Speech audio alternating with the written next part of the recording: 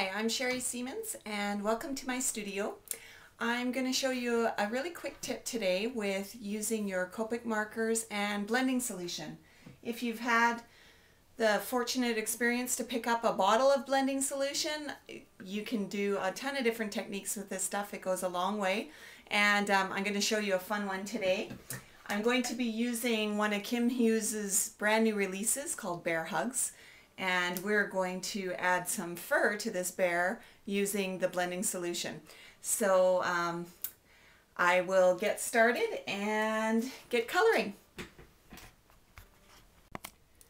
Okay, I zoomed in as close as I could get on this cute little bear. I stamped this bear in Memento's chocolate dye ink and let it dry.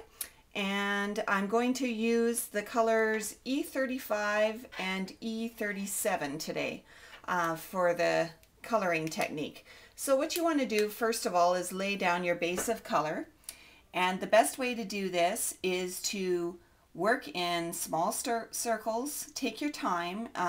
You want to totally saturate your paper.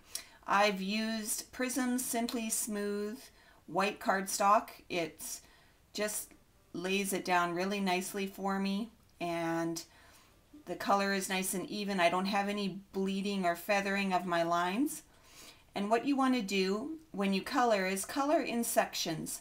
You always want to try and keep the edge wet of your marker line so that you don't end up with streaks and lines, and just color in sections.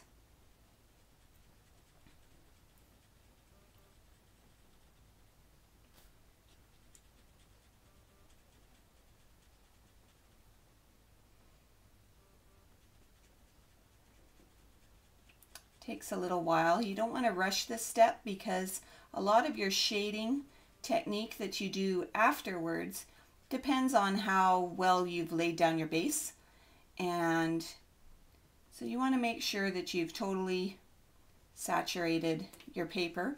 This is why I like to use the Simply Smooth cardstock, is because it's a little bit thinner, so I don't end up using up so much ink just to lay down my base. So, and I'm going to layer it up anyways, so it's a good cardstock for me. So now I want to take my E37 and just stroke in where there would be shading. Now for me, I think my light source will be over here, so there'll be a little bit of dark behind his ear here, and definitely along the bottom. And you just want to kind of stroke it in where you think it should be. Don't worry about the lines too much, because in this technique you won't see any of them after we're done with this technique. So just add some heavier color where you want a little extra shading. If the sun's coming from here, probably right under his chin might have a little bit of color, and right at the bottom of his belly. And then go back with your original light marker and just kind of go over those lines that you just created, just to kind of blend in the color a little more.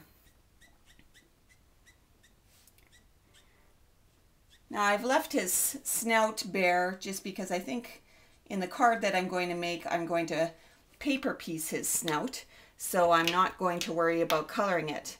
Now this is the very fun technique. What I have done is I've put some of my blender solution in a little jar, and I have a piece of cotton batting that you would use for sewing, anything that kind of has like a fuzzy furry texture, and dip your cloth in, squeeze out the excess. You don't want it really wet with blender solution, and then take your little piece of fuzzy and just dab all over your bear, and just watch it transform.